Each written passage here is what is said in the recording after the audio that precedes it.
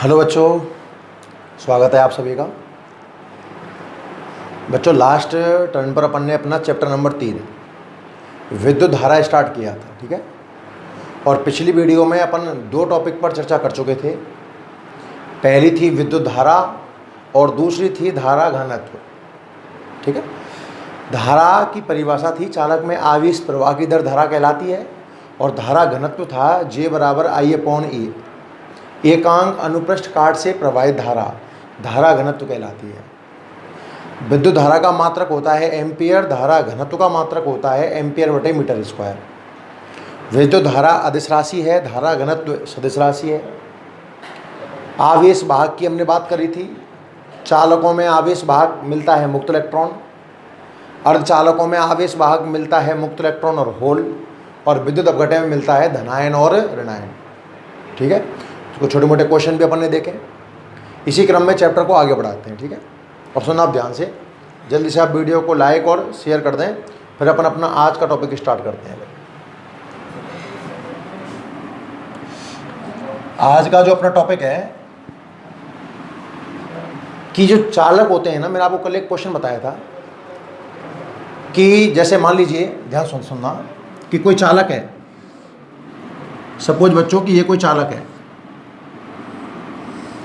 और चालक में धारा प्रवाह का जो कारण होता है, चालक में जो धारा प्रवाह होती है वो किसकी वजह से रहती है? मुक्त इलेक्ट्रॉन की वजह से। मतलब हर एक चालक में मुक्त इलेक्ट्रॉन पाए जाते हैं। ये लो सब, ये अपना एक चालक हुआ और इसमें ये बहुत सारे मुक्त इलेक्ट्रॉन हो गए, ठीक है।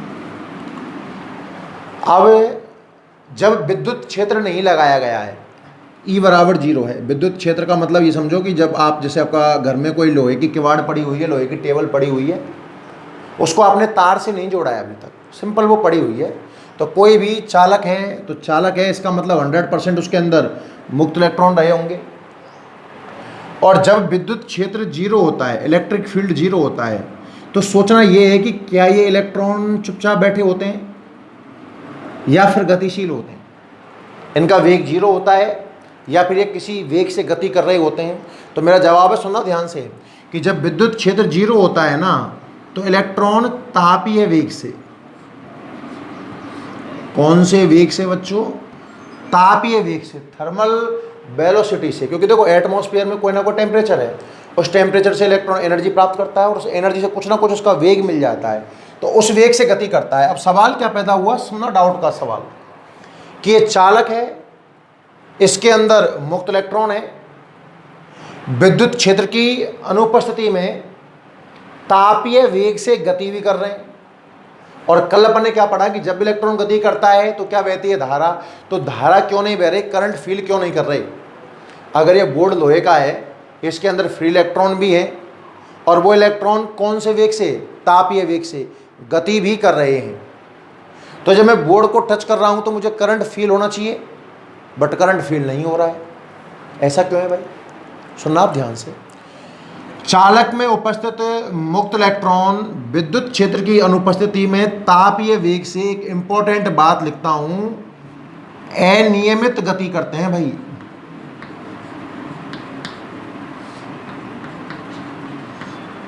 कैसी गति करते हैं? अनियमित।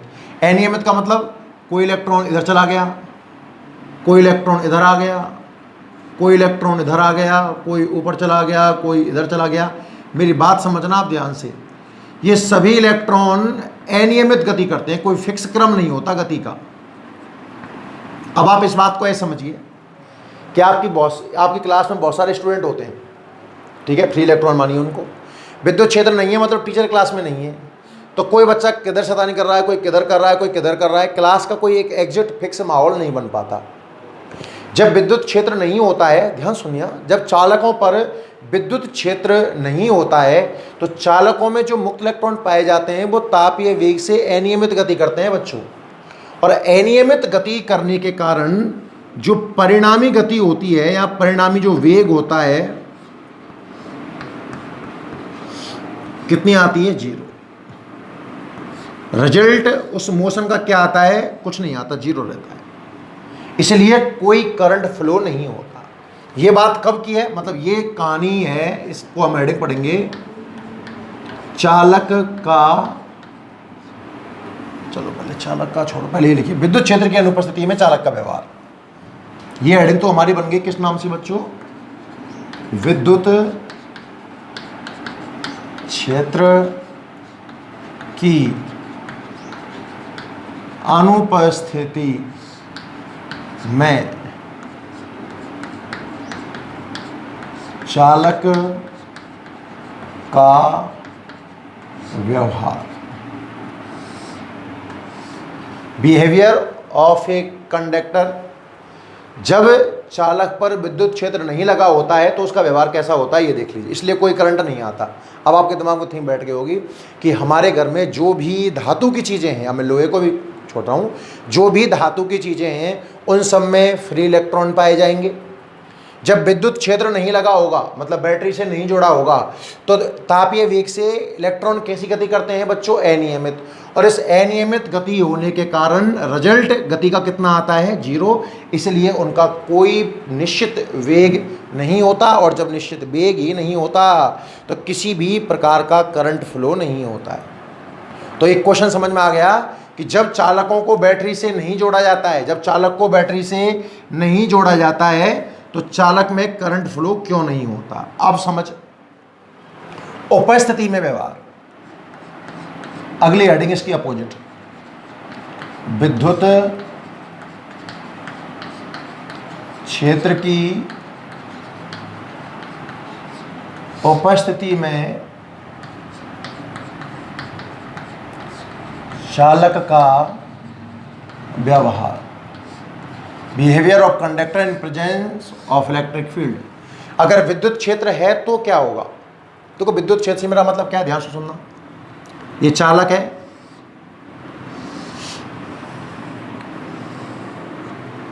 और चालक में फ्री इलेक्ट्रॉन होते हैं, मुक्त इलेक्ट्रॉन होते हैं। सब चालक की पहचान यही है ना, इसमें बहुत सारे फ्री इलेक्ट्रॉन्स हैं।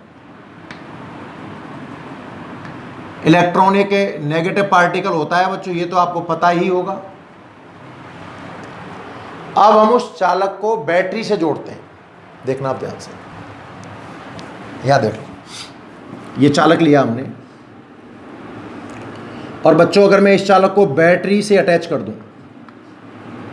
तो देखना ध्यान से, एक चीज सिखा रहा हूं ना, आपके काम देगी, थोड़ा गौर से देखोगे तो। अपन ने कोई भी चालक लिया, उस चालक को अपन ने बैटरी से अटैच किया, देखना ध्यान से।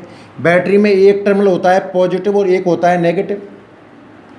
ये बैटरी का पॉजिटिव है तो चालक का ये हिस्सा तो बन जाएगा पॉजिटिव हिस्सा, और चालक का ये हिस्सा बन जाएगा नेगेटिव। मतलब जब किसी भी चालक को बैटरी से जोड़ा जाता है तो उस चालक का एक सिरा पॉजिटिव बन जाता है और एक सिरा नेगेटिव। अब बैटरी अपोजिट जोड़ी होती तो अपोजिट बनता, उससे क्या फ़र्क पड़ेगा। अच्छा बच्चों, विद्युत क्षेत्र की दिशा हो जाती है प्लस से माइनस की ओर। एक विद्युत क्षेत्र अप्लाई हो गया चालक के ऊपर। अब चालक में होते हैं बहुत सारे फ्री इलेक्ट्रॉन, और याद कर, जब इलेक्ट्रॉन विद्युत क्षेत्र में रखा हुआ है तो एक बल लगता है ना, विद्युत बल। पहले चैप्टर की बात है, जिन बच्चों को नहीं पता है वो सुन लीजिए कि बच्चों अगर एक विद्युत क्षेत्र है और उसके अंदर मुक्त इलेक्ट्रॉन रखा हुआ है तो इलेक्ट्रॉन पर क्षेत्र की विपरीत दिशा में बल लगता है। इलेक्ट्रॉन पर क्षेत्र की विपरीत दिशा में बल लगता है। कहने का अर्थ क्या हुआ कि विद्युत क्षेत्र इस दिशा में लगा हुआ है ना, तो इलेक्ट्रॉन अपोजिट चलेगा, इधर चलेगा, ये इलेक्ट्रॉन इधर चलेगा, इधर से इलेक्ट्रॉन निकलेगा, इधर से निकलेगा, और इधर से इलेक्ट्रॉन प्रवेश कर जाएगा। एक बात और मैं यहां आपको कहना चाहता हूं, सुनना ध्यान से। दो तीन छोटी छोटी बात समझ में आई आपको।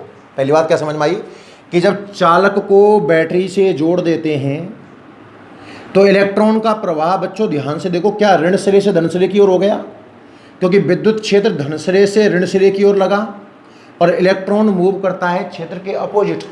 जब विद्युत क्षेत्र धन सिरे से ऋण सिरे की ओर है तो अपोजिट का मतलब इलेक्ट्रॉन कहाँ जाएगा, ऋण सिरे से धन सिरे की ओर गति करेगा। ध्यान रखना, जब विद्युत क्षेत्र नहीं था तो इलेक्ट्रॉन कैसी गति कर रहे थे, अनियमित गति कर रहे थे। कौन से वेग से गति कर रहे थे, तापीय वेग से गति कर रहे थे, अनियमित रूप से। इसलिए परिणामी गति कितनी मिली, 0। पर बच्चों जैसे ही आपने इस पर विद्युत क्षेत्र लगाया, E is not equal to 0, विद्युत क्षेत्र लगाने का मतलब हुआ आपने उसको बैटरी से जोड़ा, तो इलेक्ट्रॉन अनियमित गति करता है कि एक फिक्स दिशा में गति होती है, सुनना, फिर गति एक फिक्स दिशा में हो गई, ऋण से धन की ओर। आपने विद्युत क्षेत्र लगाया, मान लो ये सिरा है पॉजिटिव और ये सिरा है नेगेटिव, तो इलेक्ट्रॉन गति करेगा नेगेटिव सिरे से पॉजिटिव सिरे की ओर, एक फिक्स डायरेक्शन में मूव करेगा।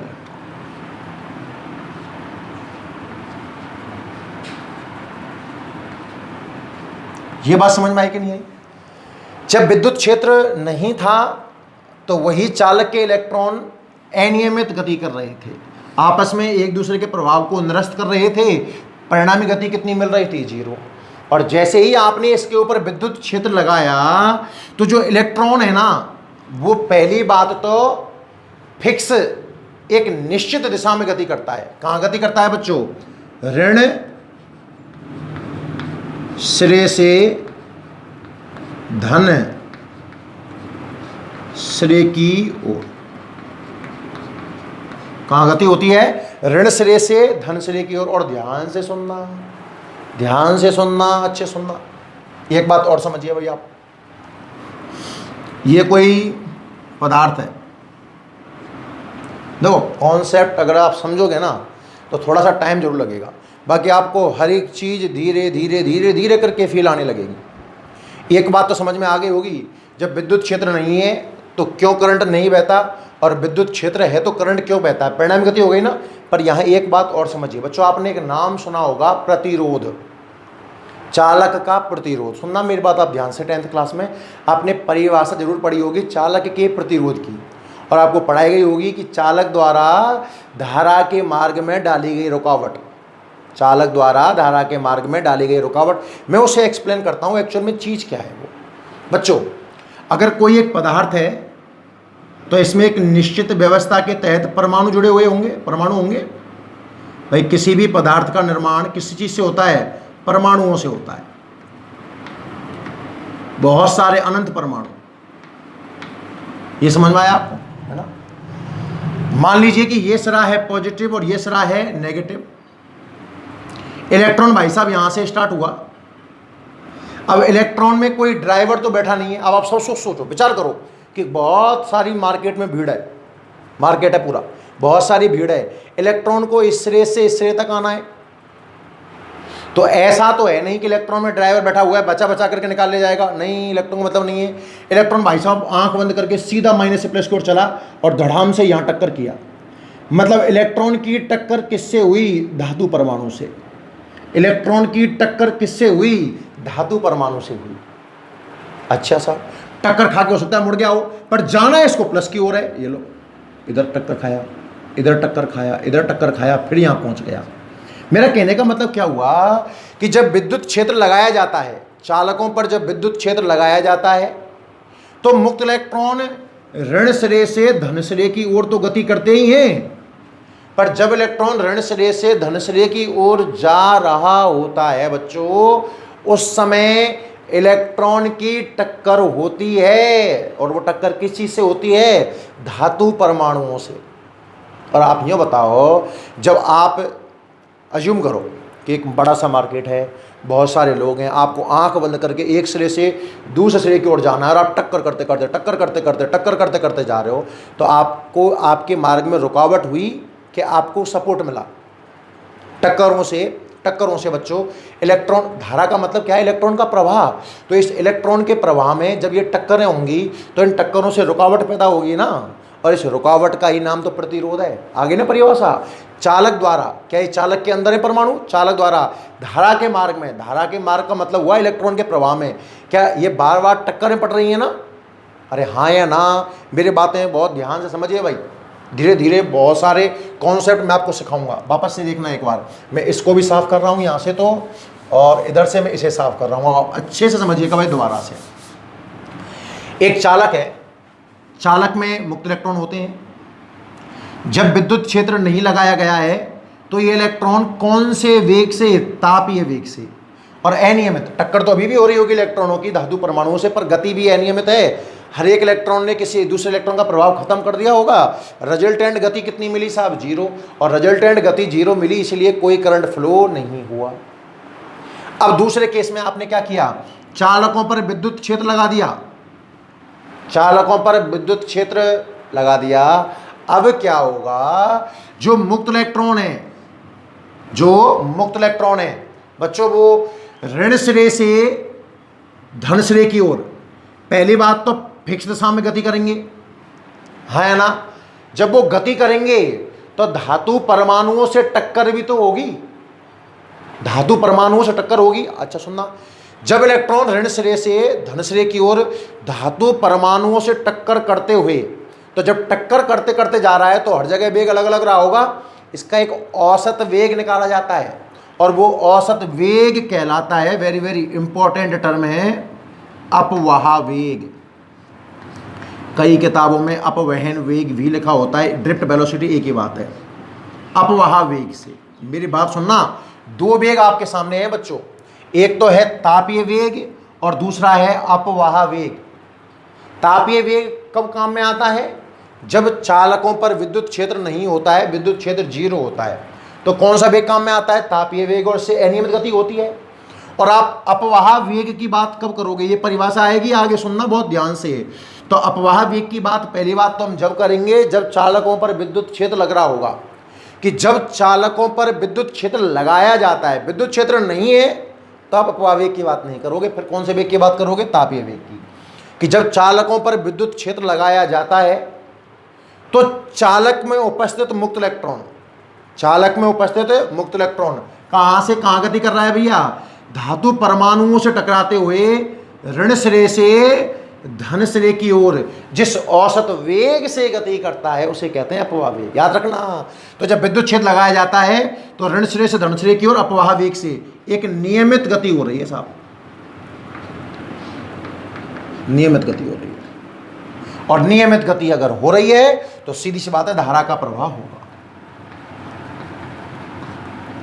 तो दो हेडिंग है, अब आपके दिमाग में सारे डाउट क्लियर हो जाने चाहिए कि जब चालक पर विद्युत क्षेत्र नहीं लगा होता है, विद्युत क्षेत्र अनुपस्थित होता है, तो करंट क्यों नहीं बहता है, और जब विद्युत क्षेत्र लगाया जाता है तो करंट क्यों बहता है?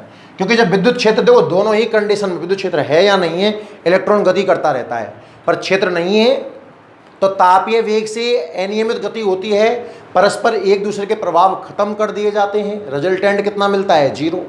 और जब क्षेत्र लगाया जाता है तो एक फिक्स दिशा में इलेक्ट्रॉन कहाँ गति करता है? ऋण से धन सिरे की ओर, धातु परमाणुओं से टकराते हुए जिस औसत वेग से गति करता है उसका नाम है अपवाह वेग। नियमित गति हो रही है तो आपको करंट प्राप्त हो। उम्मीद करता हूं कि दोनों हेडिंग आपको समझ में आ गई होंगी। अब आप नोट करें जल्दी से, मैं बोलता हूं, लिखिए भाई, हेडिंग लगाएं आप, विद्युत क्षेत्र की अनुपस्थिति में चालक का व्यवहार। हेडिंग लगाएं बच्चों आप, विद्युत क्षेत्र की अनुपस्थिति में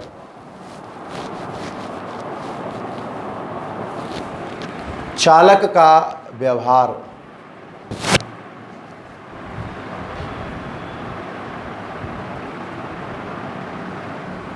विद्युत क्षेत्र की अनुपस्थिति में चालक का व्यवहार।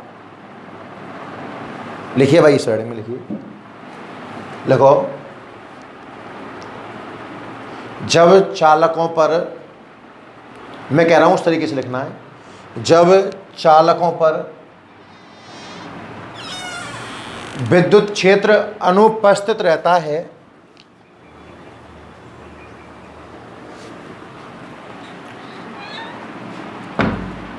जब चालकों पर विद्युत क्षेत्र अनुपस्थित रहता है, जब चालकों पर विद्युत क्षेत्र अनुपस्थित रहता है तो, जब चालकों पर विद्युत क्षेत्र अनुपस्थित रहता है तो चालक में उपस्थित मुक्त इलेक्ट्रॉन, जब चालकों पर विद्युत क्षेत्र अनुपस्थित रहता है तो चालक में उपस्थित मुक्त इलेक्ट्रॉन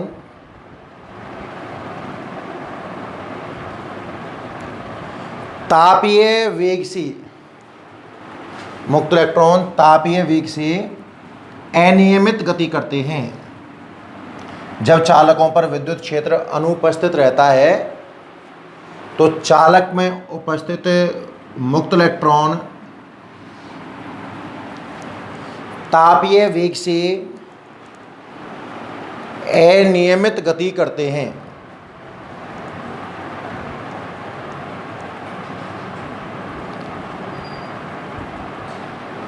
जब चालकों पर विद्युत क्षेत्र अनुपस्थित रहता है तो चालक में उपस्थित मुक्त इलेक्ट्रॉन तापीय वेग से अनियमित गति करते हैं,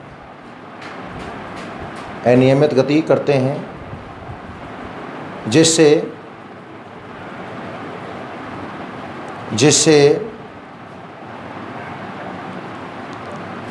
ये एक दूसरे के प्रभाव को निरस्त कर देते हैं, जिससे ये एक दूसरे के प्रभाव को निरस्त कर देते हैं। बहुत सारे इलेक्ट्रॉन रहे होंगे, एक दूसरे के प्रभाव को निरस्त कर देते हैं। तापीय वेग से अनियमित गति करते हैं जिससे एक दूसरे के प्रभाव को निरस्त कर देते हैं। अर्थात इलेक्ट्रॉनों की परिणामी गति शून्य होती है। अर्थात इलेक्ट्रॉनों की परिणामी गति शून्य होती है। अर्थात इलेक्ट्रॉनों की परिणामी गति शून्य होती है, जीरो होती है सर। परिणामी गति शून्य होती है।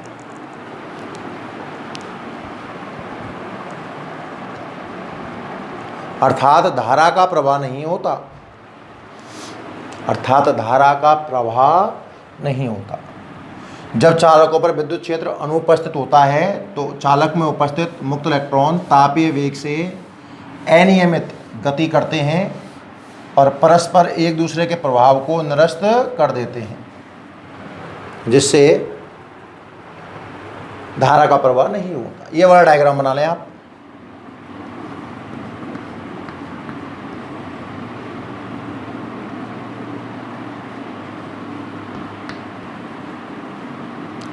विद्युत क्षेत्र जीरो है तो धारा भी जीरो है।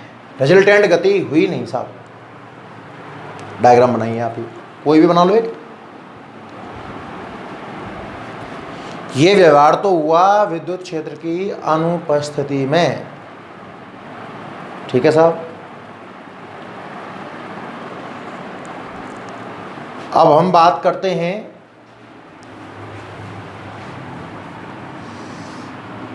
विद्युत क्षेत्र की उपस्थिति में चालक का व्यवहार। अगली बात हम करते हैं विद्युत क्षेत्र की उपस्थिति में चालक का व्यवहार। हेडिंग लगाइए, विद्युत क्षेत्र की उपस्थिति में चालक का व्यवहार।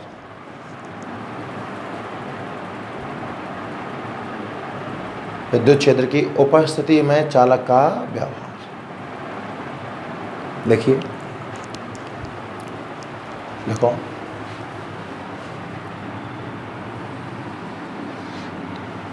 देखो, जब चालकों पर विद्युत क्षेत्र लगाया जाता है, E is not equal to zero का मतलब, जब चालकों पर, लिखिए नोट करिए, जब चालकों पर विद्युत क्षेत्र लगाया जाता है तो चालक में उपस्थित मुक्त इलेक्ट्रॉन, जब चालकों पर विद्युत क्षेत्र लगाया जाता है तो चालक में उपस्थित मुक्त इलेक्ट्रॉन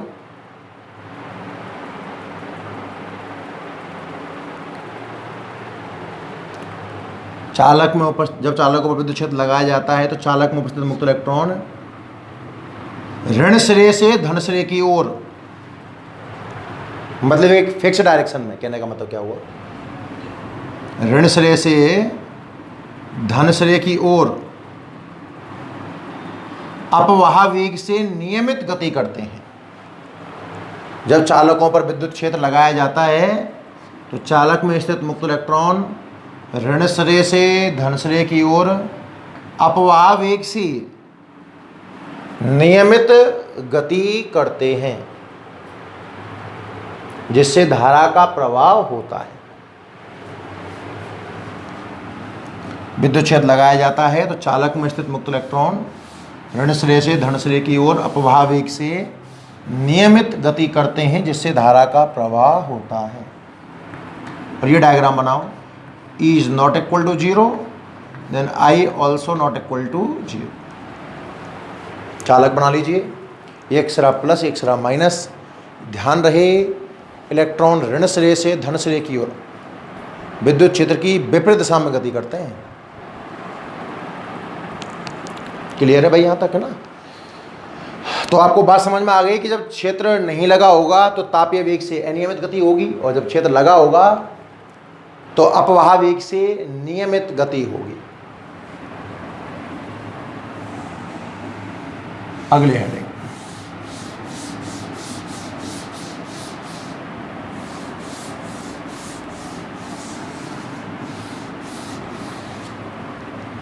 नेक्स्ट हेडिंग,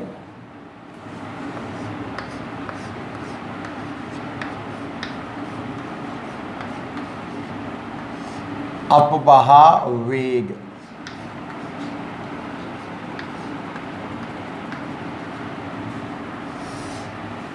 अपवाह वेग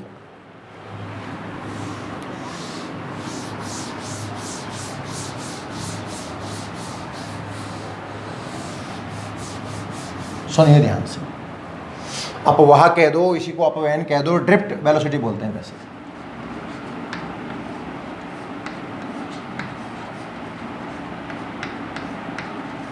ड्रिफ्ट वेलोसिटी। अब सुनना ध्यान से, एक नंबर पॉइंट तो आपको तुरंत समझ में आ गया होगा कि अगर हम अपवाह वेग की बात कर रहे हैं तो जाहिर सी बात है विद्युत क्षेत्र उपस्थित होगा, क्योंकि विद्युत क्षेत्र नहीं होगा तो अपवाह वेग की बात ही नहीं करेंगे, फिर तो हम तापीय वेग की बात करेंगे। तो एक बात तो ये समझ में आ गई कि विद्युत क्षेत्र प्रेजेंट होगा, कि जब चालकों पर विद्युत क्षेत्र लगाया जाता है, समझना पूरी डेफिनेशन आपको आती है बच्चों। चालक बहुत सारे फ्री इलेक्ट्रॉन्स और आपने इसमें लगा दिया एक विद्युत क्षेत्र। तो जब चालकों पर विद्युत क्षेत्र लगाया जाता है तो क्या बच्चों, ये इलेक्ट्रॉन, ये सिरा प्लस हो गया होगा, इसका मतलब ये माइनस है। तो इलेक्ट्रॉन कहां से कहां गति करता है? ऋण श्रेय से धन श्रेय की ओर। अच्छा, जब इलेक्ट्रॉन गति करेगा तो इसकी टक्कर होगी ना धातु परमाणुओं से, टकराते हुए गति करता है। इलेक्ट्रॉन आपस में भी टकरा सकते हैं, धातु परमाणु से भी टकरा सकता है, ध्यान रखना, गति करता है। और जिस औसत वेग से, याद रहे बार बार औसत नाम लेना है, औसत वेग से गति करता है उसे कहते हैं अपवाह वेग। मतलब अगर मुझे परिभाषा लिखनी है ना अपवाह वेग की, तो देखना परिभाषा क्या बनती है कि विद्युत क्षेत्र की उपस्थिति में, विद्युत क्षेत्र की उपस्थिति में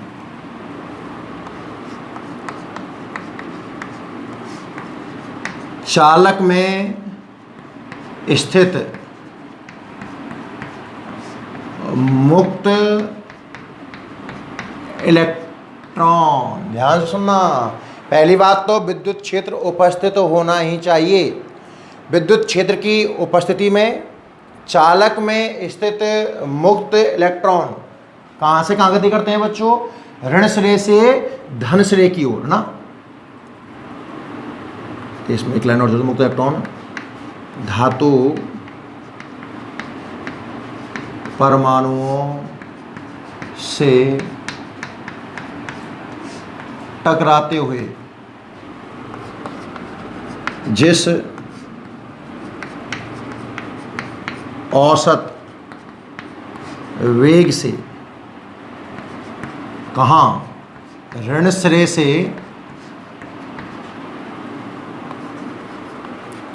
धन सिरे की ओर गति करते हैं उसे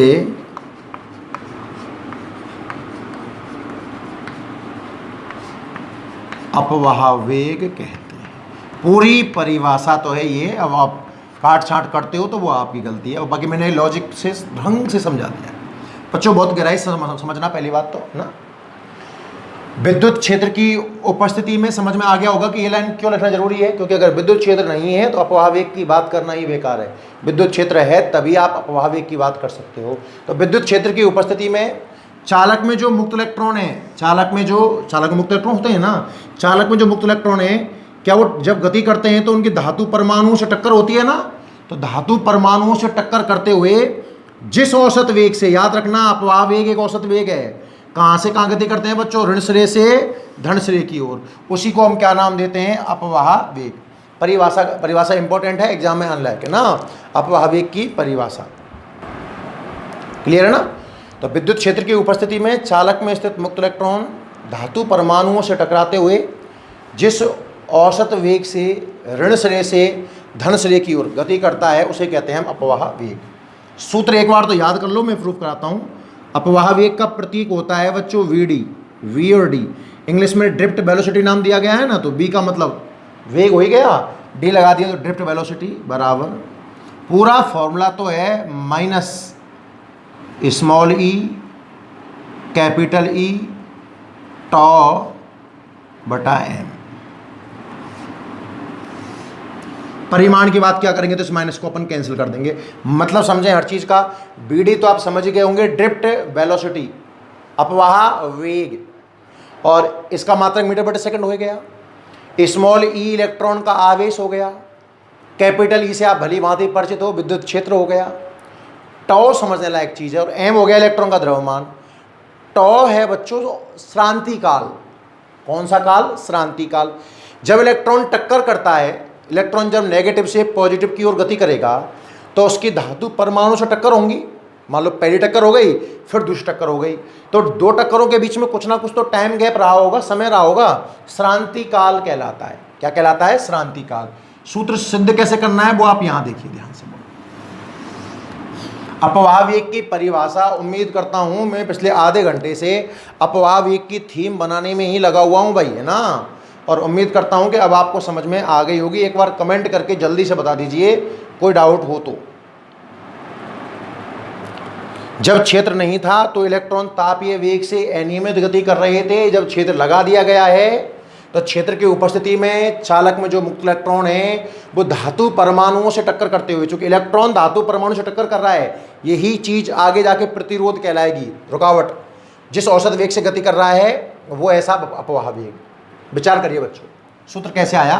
फिलहाल थोड़ी देर, वैसे सूत्र याद भी रखना है अपने को, तो फिलहाल तो याद कर लो। BD बराबर होता है E टॉ बटा m, याद करो आप तो, small e capital E tau upon m। कैसे आया विचार करना। वो चालक है, बहुत सारे इलेक्ट्रॉन है, अभी विद्युत क्षेत्र नहीं लगाया गया है, E बराबर 0 है, तो क्या ये इलेक्ट्रॉन अनियमित गति करेंगे। ये इलेक्ट्रॉन ऊपर गया U1, इधर आया U2, इधर आया U3, नीचे आया U4, कुल मिलाकर के n इलेक्ट्रॉन है, UN स्पीड। मतलब एक चालक है जिसके अंदर बहुत सारे मुक्त इलेक्ट्रॉन है। प्रारंभिक वेग U की टर्म मान लिए U1, U2, U3 ऐसा कुछ। तो चूंकि आपको पता है कि जब क्षेत्र नहीं होता है तो अनियमित गति होती है। अनियमित गति से मेरा अर्थ क्या निकाला मैंने, कि अगर मैं इन सभी U का एवरेज लूं, राशियों का योग बटे राशियों की संख्या, तो एवरेज कितना निकल कर आएगा 0, क्योंकि जब क्षेत्र नहीं होता तो परिणामी गति भी नहीं होती। यह बात समझ में आई ना। विचार करें बच्चों वापस से, एक चालक पर विचार करते हैं जिसमें स्मॉल n मुक्त इलेक्ट्रॉन लिए मैंने। कुल मुक्त इलेक्ट्रॉन कितने लिए बच्चों, स्मॉल n। उनके वेग हैं U की टर्म में, U1 से लेकर UN तक। जब क्षेत्र नहीं है, E का मान कितना है 0, तो उन सभी वेगों का एवरेज निकालना आपको आता है ना। n वेग लिए तो सभी वेगों का योग बटे उनकी संख्या, मतलब n बराबर कितना आया साहब 0 आया। समीकरण नंबर 1 नाम दे दो इसको। अब आपने इस चालक पर विद्युत क्षेत्र लगा दिया, ये लो,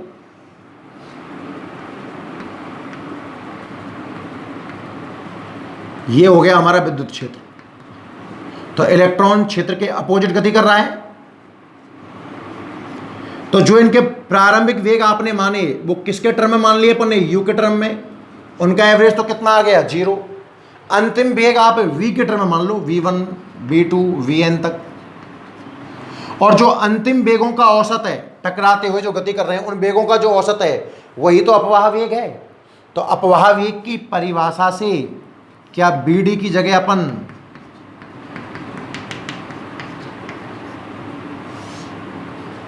ये वाली चीज लिख सकते हैं क्या? विचार करो बच्चों,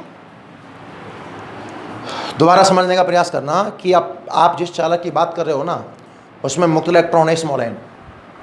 प्रारंभ में आपने वेग माने u के टर्म में, तो उनका एवरेज तो 0 आया। अब सवाल ये पैदा होता है कि सर उनका एवरेज 0 क्यों आया? क्योंकि अनियमित गति हो रही थी, अनियमित गति हो रही थी साहब। फिर आपने विद्युत क्षेत्र लगाया, इलेक्ट्रॉन गति कर रहा है टकराते हुए, अंतिम वेग अपन ने b के टर्म में मान लिया, तो इनका एवरेज आ गया bd।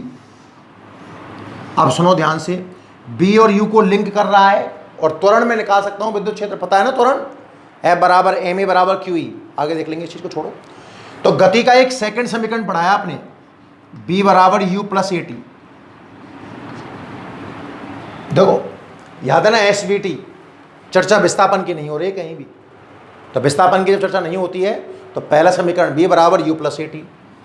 अच्छा, तो इसकी सहायता से b1 बन जाएगा मेरा u1 प्लस a, समय को लिखना है टॉ, ध्यान रखना, श्रांति काल। b2 बन जाएगा u2 प्लस a टॉ 2, और इस तरह bn बन जाएगा un plus a tau n। ये सारे आंकड़े आप इस समीकरण नंबर 2 में जमा दीजिए। देखो, तो bd बराबर b1 की जगह पे u1 plus a tau 1, u2 plus a tau 2 और un plus a tau n। और हमें किसका भाग देना है, n का। ये कहानी समझ में आई क्या? दोबारा वापस समझिए। प्रारंभिक वेग u के टर्म में माने, अंतिम वेग b के टर्म में माने, उनका औसत bd बन गया, और b और u को लिंक किया गति के पहले समीकरण से। तो b1 का मान, b2 का मान, सारे मान जमाए। अब सॉल्व करना है, तो देख bd बराबर, ऐसा कर समझो, सभी कोष्टकों में से पहली पहली टर्म निकाल ले, u1 u2 और un, सही है, प्लस जो दूसरी टर्म बची हुई है a टॉ 1 a टॉ 2। हाँ भाई, जो बाद वाली टर्म है, देखो सभी कोष्टकों में से मैंने पहली चीज उठा ली, पहले हमसे u1 आया, u2 आया, un आया।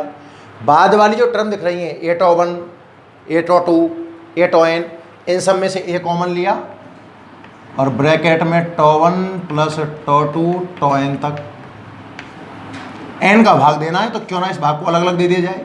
देखो आप इस स्टेप को सॉल्व कर लो, ऊपर वाले स्टेप पे पहुंच जाओगे, थोड़ा दिमाग लगाओगे तो दोनों स्टेप का लघुत्तम आएगा n, बिल्कुल ठीक है। u1 के साथ a टॉ 1 को कनेक्ट कर दो, u2 के साथ a टॉ 2 को कनेक्ट कर दो, वो एक ही बात है। ऐसा मैंने क्यों किया, आप देखना इक्वेशन नंबर 1 में जो u का एवरेज है, मतलब ये वाली जो पूरा स्टेप है, इसकी वैल्यू तो 0 हो जाएगी। तो vd बराबर 0 प्लस a बाहर आ ही गया। और ये क्या चीज है, देखो टॉ 1 पहला श्रांतिकाल, टॉ 2 दूसरा श्रांतिकाल, डैश डैश टॉ n nवां श्रांतिकाल। तो ये चीज है सभी श्रांतिकालों का औसत, औसत राशियों का योग बटे राशियों की संख्या। तो सभी श्रांतिकालों का योग बटे उनकी संख्या n। तो इस चीज को सिर्फ आप रिप्रेजेंट कर दो टॉ से, जहां टॉ याद रखना औसत श्रांतिकाल,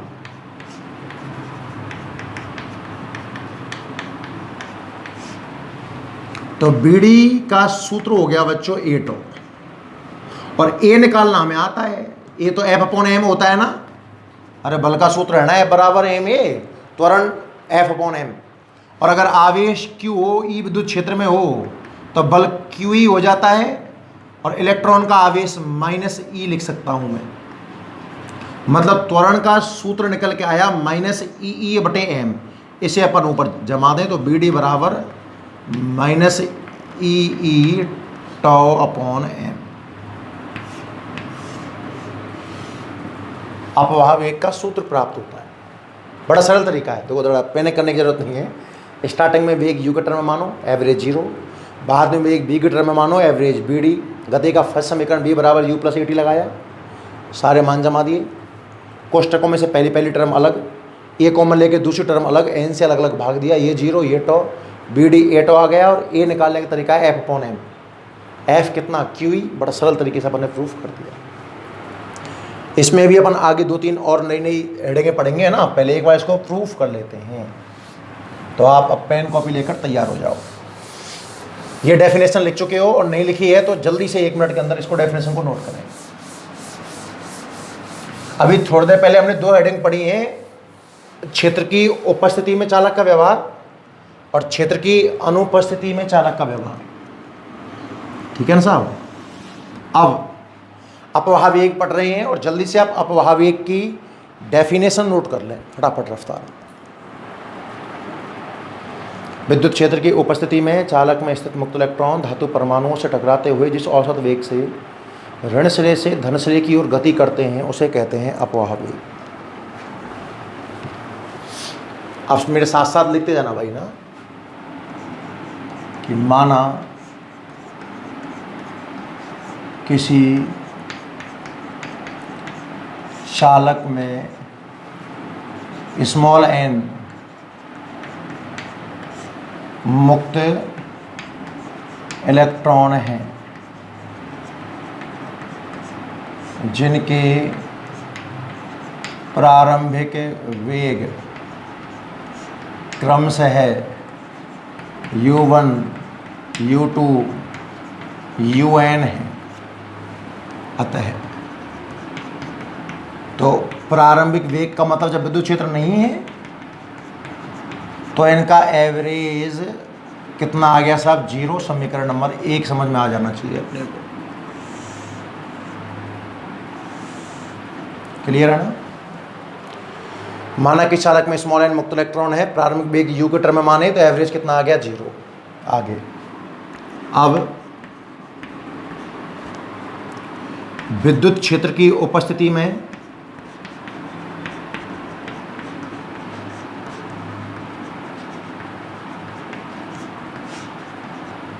माना अंतिम वेग क्रमशः v1, v2, v3, vn है। अंतिम वेग v के टर्म में मान लिया मैंने। अतः जो अपवाह वेग है vd वो इन सब का एवरेज होगा।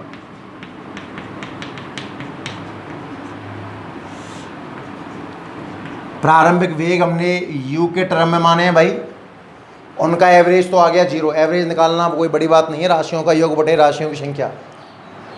और अंतिम वेग हमने किसके टर्म में लिए हैं, v के टर्म में। इनका एवरेज आ जाएगा अपवाह वेग। यहाँ तक की कहानी समझ में आ गई साहब, समीकरण नंबर 2 तक की। आगे बढ़िए भाई। अब u और v को लिंक करना है, त्वरण की चर्चा है। a बराबर एफ अपॉन एम, एफ की जगह क्यू ई और क्यू की जगह माइनस ई।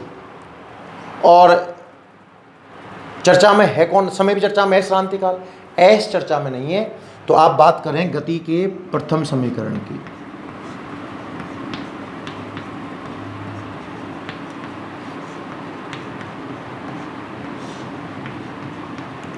क्या होता है साहब गति का पहला समीकरण, b बराबर u plus A T.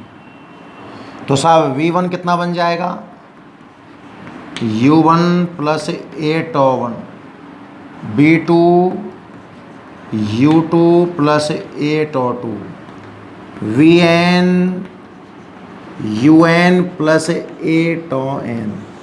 This is समीकरण नंबर 3। पूरा b1 से लेकर bn तक समीकरण नंबर 3 बना दिया। पहला समीकरण u का एवरेज 0 रहा, दूसरे समीकरणों में अंतिम वेगों का एवरेज अपवाह वेग रहा, और तीसरे में हमने b और u में संबंध रखा है। क्या करना चाहिए अब साहब आपको, समीकरण 3 से 2 में मान रख दीजिए, तो अपवाह वेग क्या बन गया, v1 आया ना।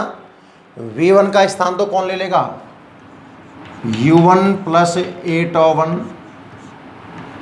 v2 का स्थान u2 प्लस ए टॉ 2 और bn का स्थान un plus A tau n,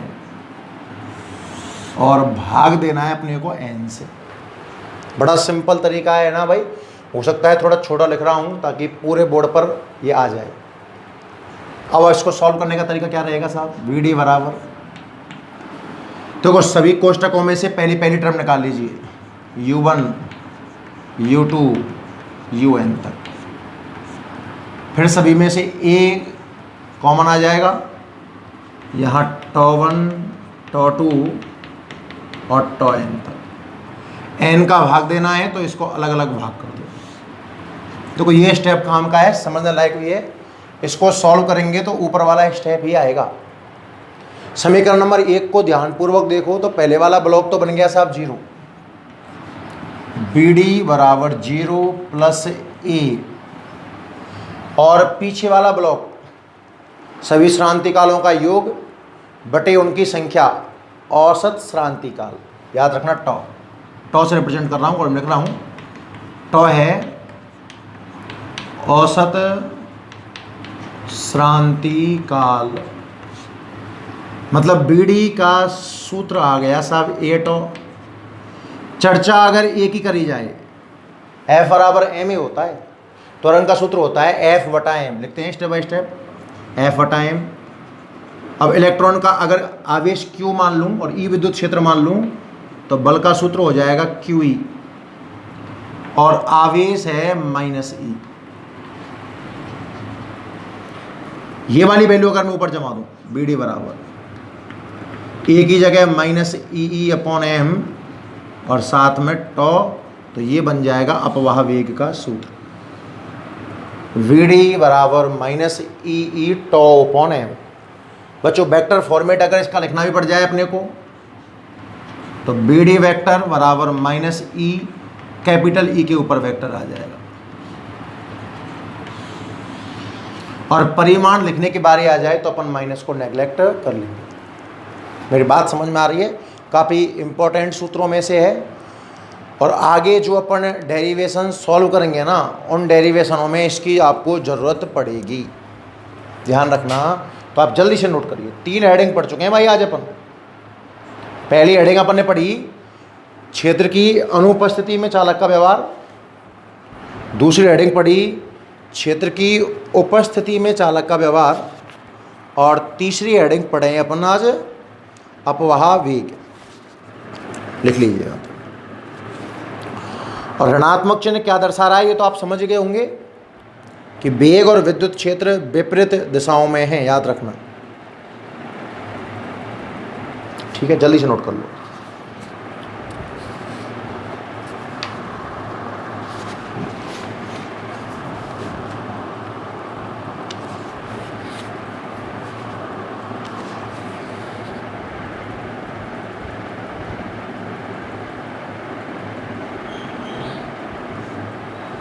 question देखें अपन एक के बाद।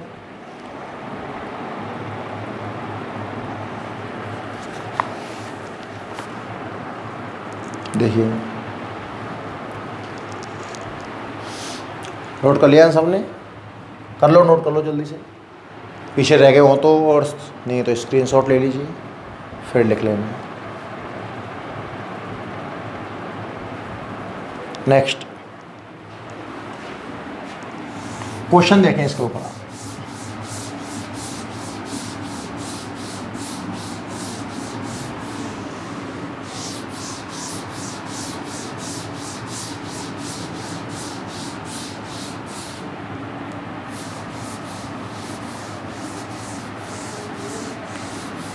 क्वेश्चन क्या है वो देखिए आप। हाइड्रोजन परमाणु में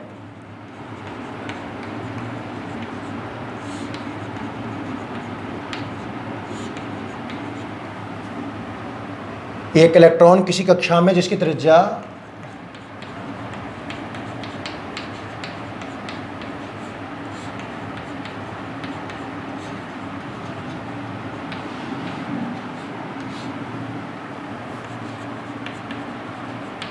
जिसकी त्रिज्या 5.3 गुणा 10⁻⁻11 मीटर है,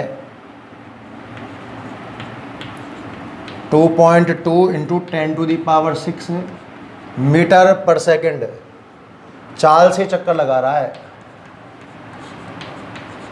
चाल से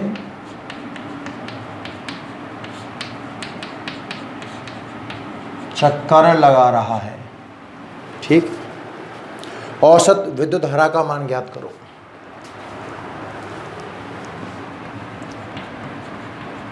औसत जो कल अपन ने पढ़ा था उस पर एक करके दिखाइए।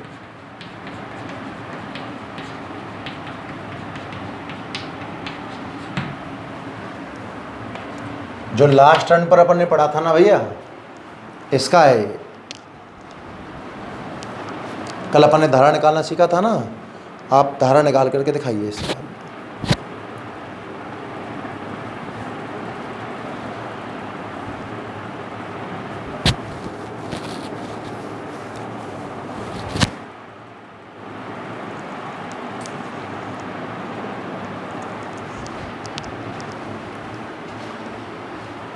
एक तो आपको इलेक्ट्रॉन की त्रिज्या दे रखी है, आर मान लें, 5.3 गुणा 10⁻⁻11 मीटर, और एक आपको चाल दे रखी है, आप वी मान लीजिए 2.2 गुणा 10⁻6 मीटर पर सेकंड, और आपको धारा निकालनी है। दिमाग लगाना बच्चों ध्यान से। मान लो ये नाविक है, ये हाइड्रोजन परमाणु बना दिया मैंने, और इलेक्ट्रॉन यहां चक्कर लगा रहा है। बच्चों धारा का सूत्र क्या पढ़ा आपने? I बराबर Q/T। तो Q की बात करूं तो परिमाण ले लें, इलेक्ट्रॉन का आवेश होता है स्मॉल e, जो आगे जाकर के 1.6 गुणा 10⁻⁻19 कूलाम बन जाएगा। समय, आप एक चक्कर की बात कर लो तो समय का सूत्र होता है दूरी बटे चाल। एक चक्कर में दूरी हो जाएगी परिधि के बराबर 2πr अपॉन चाल, इसकी v मान रखिए प्रश्न में। थोड़ा ऊपर करूं तो ये सूत्र बन गया EV/2πr। बच्चों दिमाग लगाइए आप ध्यान से। आपको त्रिज्या दी हुई थी, आपको वेग दिया हुआ था, आपको करंट ज्ञात करना था। क्या ये प्रोसीजर अपने को समझ में आया क्या? करंट का तो एक ही सूत्र पड़ा है, I बराबर Q/T, या समीकरण टाइप में होगा तो dQ/dt। अब धारा का सूत्र लगाया मैंने, I बराबर Q/T। Q की जगह मैंने जमाया बच्चों स्मॉल e, और मैं बात करूं स्मॉल t की, समय की, समय दूरी बटे चाल, दूरी परिधि के बराबर 2πr, चाल कितनी है v, तो EV/2πr। सारे आंकड़े अपने पास हैं।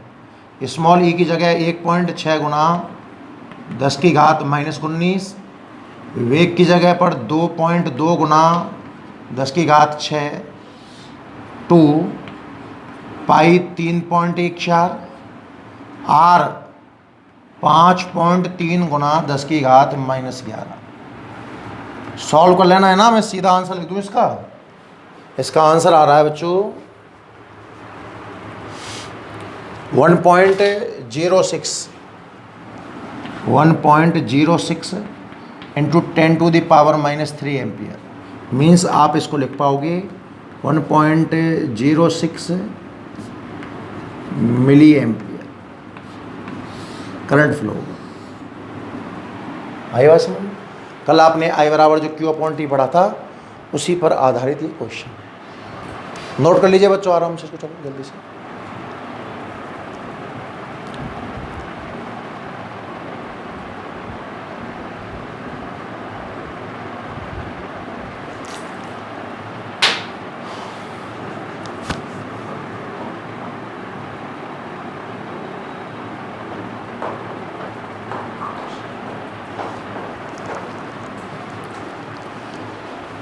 ठीक है बच्चों, तो आज ये चैप्टर नंबर 3 का दूसरा लेक्चर हो गया है। अब तक हम पढ़ चुके हैं विद्युत धारा, धारा घनत्व, क्षेत्र की उपस्थिति में चालक का व्यवहार, क्षेत्र की अनुपस्थिति में चालक का व्यवहार, अपवाहवेग की परिभाषा और इसके सूत्र को सिद्ध करना। तो ये एक आध दो क्वेश्चन भी कर लिए हैं। इन्हीं सब चीज़ों का यूज करते हुए अपन कल अगले लेक्चर की ओर बढ़ेंगे। ठीक है, तो जुड़ने के लिए बच्चों आप सभी का धन्यवाद। वीडियो को लाइक और शेयर करें अगर पसंद आए तो। बाकी अपन फिर कल मिलेंगे। थैंक यू बच्चों।